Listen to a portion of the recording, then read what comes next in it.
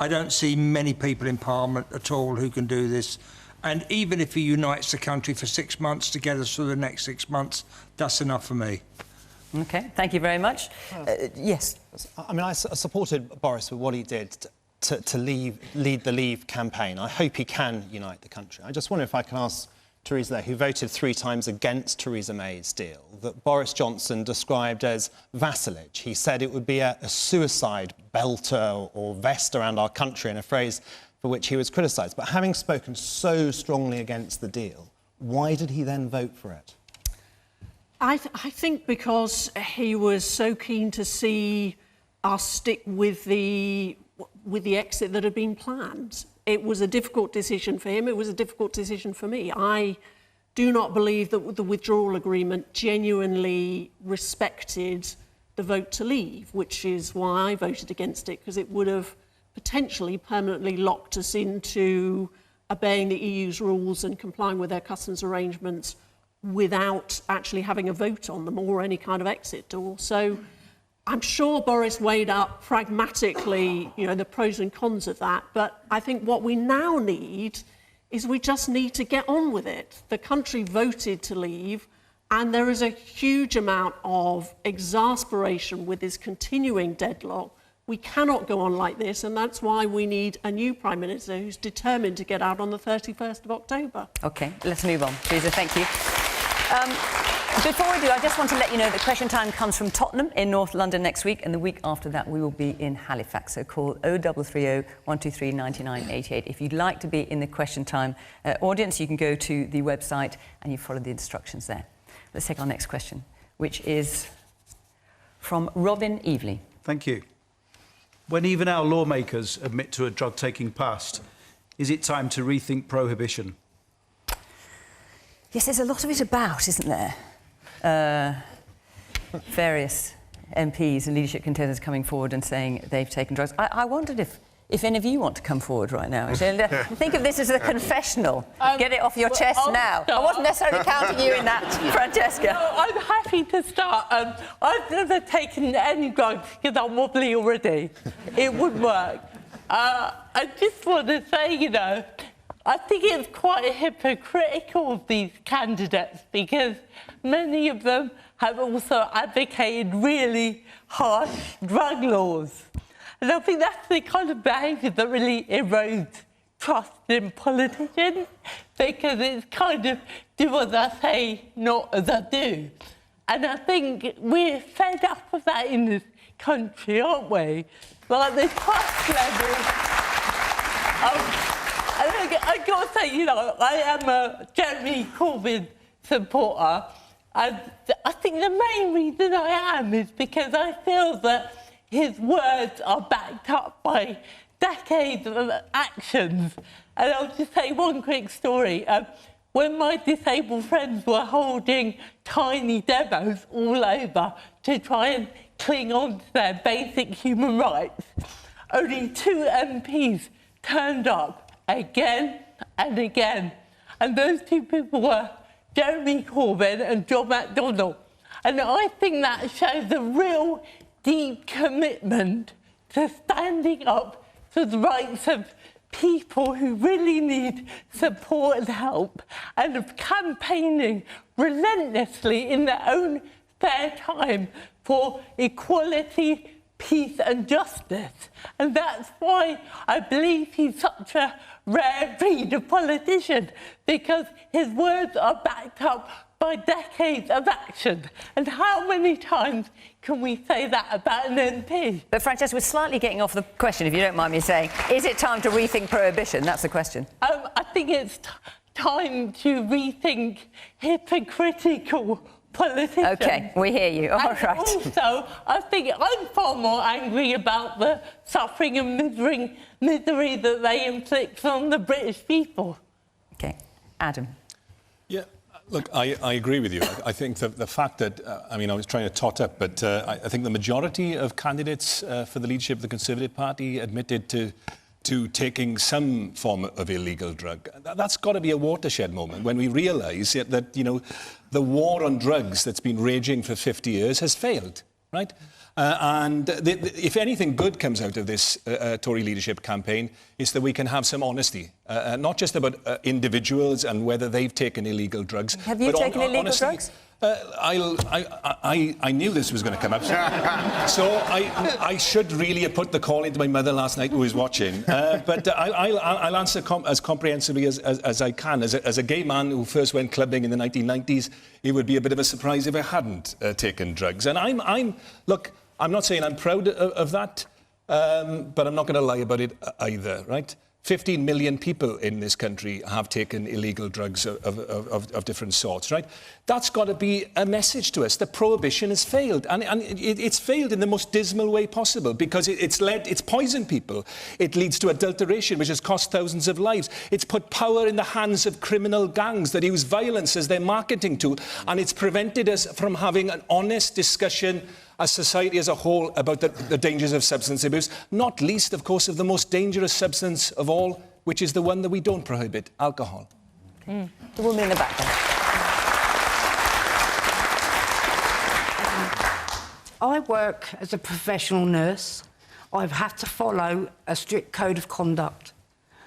If I stood up publicly and said that I had taken Class A drugs, I would not only lose my job, I would be struck off the register. And do you think the same should happen to MPs, that they should lose their job? The MPs have a code of conduct, and it's absolutely rubbish compared with the nurses' code of conduct.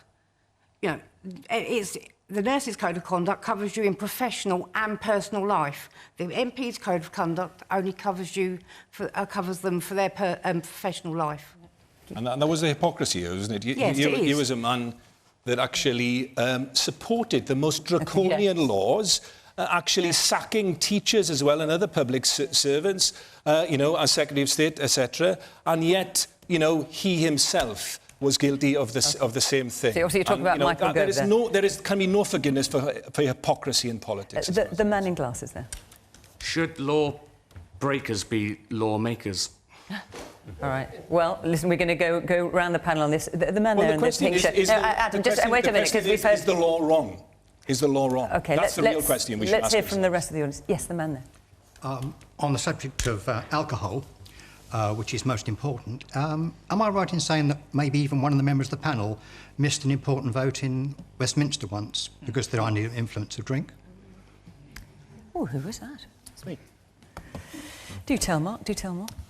Yes, I think it was. I think it was on raising VAT to 20%, which I did not Thank you very much. vote for. And I haven't drunk alcohol for 5 or 6 years. I think alcohol is a very dangerous drug because it is so normalised in society. I think it is very easy for people to get addicted to it. And I think we need to look at alcohol and tobacco in the round, along with drugs which are currently prohibited. And I do believe that we should change our drug laws. I served on the Home Affairs Select Committee for 4.5 years. And I supported the majority in a report when we said it was time to declassify cannabis. Since then, we've seen, I think, 10 American states. We've seen Canada, bulk of Latin America, several countries in Europe have voted to legalise, regulate and tax cannabis. Some of the tax take for that could perhaps pay for some of these tax cuts we're hearing so much about from the Conservative candidates. But what we also said in that Home Affairs report, and we went to Portugal to research it, was we thought where you have highly addictive, dangerous drugs, be it heroin or crack cocaine, if people are addicted to that, if they're ruining people's lives, the best way to try and address it is with a health-led response rather than through the criminal justice system. OK. Then you agree with that, sir. Stephen. OK, so I guess first the confession, and then I know you're not going to let me off the hook here without a confession, I'm Fiona, enjoying this enormously. You're loving this, aren't you? We should definitely turn the mic on you afterwards, by the way. No, I get you to answer the question. Well, I grew up and went to a local comprehensive school in West London, very, very mixed comprehensive school. As far as I could see, about half of the intake in that school was smoking weed, and I was part of that half. And I also was part of the, as Adam referred to, I think some call it the second summer of love in the early 1990s, house music raves, and I was also a part of that. So that's my confession. I hope you'll be happy with that one, Fiona. On the point, very substantial, important point about are we getting the policy right? I actually agree that the war on drugs is being lost, and it's been lost for a very, very long time.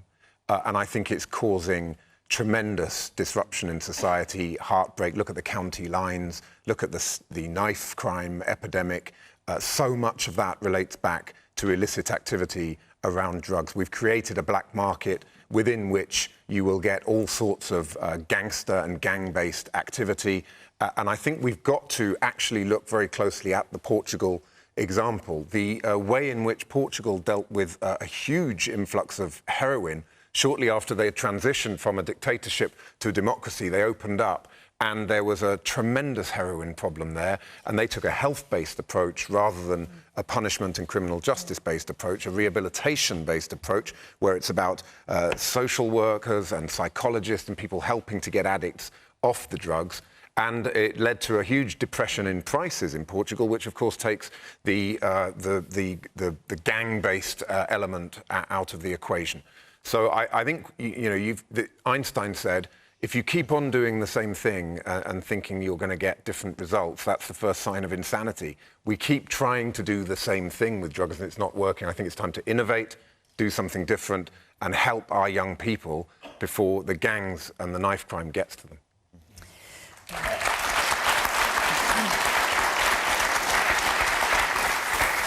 Theresa, Boris Johnson was asked about this yesterday, wasn't he? About had he taken cocaine? He didn't quite answer the question.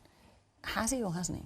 Well, I think he just referred back to the statement on, I think, Have I Got News for You, that he was offered it at university. So, what, he has or he hasn't? Well, I would just refer back to that statement where he was offered it. It wasn't clear whether, it went up his nose, I believe, is he didn't inhale. What he said. Yes. But on this whole question, it is... I think these recent revelations do mean that we all need to sort of pause for reflection. My approach has always been on this pragmatic. I've always been open to reform. I've always thought that the science... Have you taken drugs, Rita? Oh, I was hoping I would get away from the confession, but I have had about 3 attempts at cannabis at university. Only the last time I managed to inhale and was promptly sick. So I never touched it again, and I would certainly not recommend it to anyone else. But there is, of course, the debate about legalisation of cannabis, and as I think Mark said, many countries have gone down the road of legalisation, but I've spoken to psychiatrists who day in, day out are treating young people with serious psychosis very often, which is triggered and intensified by cannabis use. So there are very serious health downsides. So that still makes me reluctant to advocate legalisation. I can understand the arguments, and I hear what the audience and the panel say, but it can potentially be a lethal drug for the people who take it, and that's why I'd be reluctant to see it legalised in the way that's been advocated. Can I just add that I think the wider issue here is that politicians seem to be quite immune from the laws they impose, and I think that is a real problem. And I think, if anything, they should be asked to uphold the law more than anyone else. Well, I take that point, but on the other hand, let's not forget that we had the case of Fiona Arnasanya in Peterborough, who was clearly caught speeding, denied it, and Labour campaigned very actively for her to be recalled. That triggered a by-election, and we dealt with the issue, and I think it's absolutely right that when a politician breaks the law in that way, they are held to account as a sitting member of Parliament. So I take your point, but I think the picture's a bit more nuanced. Why haven't you done due diligence on her before she was... OK, let's not go back into that, because the question was actually about drug taking. So let's move on, and I'd like to hear from Janice Lewis. Shouldn't all over 75s be entitled to a free TV licence?